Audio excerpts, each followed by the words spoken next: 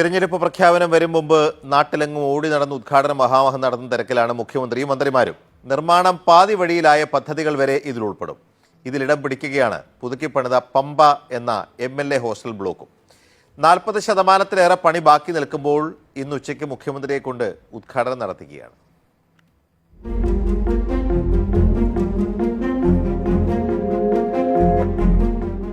ഇതാണ് ഇന്ന് ഉച്ചയ്ക്ക് 3:30 മുഖ്യമന്ത്രി തുറന്നു കൊടുക്കുന്ന MLA ഹോസ്റ്റലിന്റെ ഇപ്പോഴത്തെ അവസ്ഥ. ഷീറ്റ് കൊണ്ട് മറച്ച നിർമ്മാണ ജോലികൾ നടക്കുന്നു. 2 സെല്ലാർ ഉൾപ്പെടെ 13 നിലയുള്ള കെട്ടിടം. ഇന്റീരിയർ ഉൾപ്പെടെ പണി പൂർത്തിയായത് 8 നില വരെ മാത്രം. ബാക്കി നിലകളിൽ ടൈൽ, ഇന്റീരിയർ വർക്ക് ഉൾപ്പെടെ നിരവധി ജോലികൾ ബാക്കി. എന്ന് നിർമ്മാണം തീരുമെന്ന ചോദ്യത്തിന് നിയമസഭാ സെക്രട്ടേറിയറ്റ് തന്നെ പറയുന്നത് ചുരുങ്ങിയത് 1.5 മാസമെന്ന്. പക്ഷേ കെങ്കേവുമായി ഉദ്ഘാടനം ചെയ്യാനാണ് തീരുമാനം. തെരഞ്ഞെടുപ്പ് പ്രഖ്യാപനം വരും മുമ്പ് ചടങ്ങ് നടത്തണം.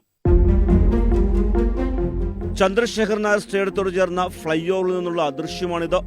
പുറത്തുനിന്നും കാണുന്ന കെട്ടിടത്തിന്റെ ഈ ഭാഗം മാത്രം പെയിന്റ് അടിച്ച് മിനുക്കിയിട്ടുണ്ട്.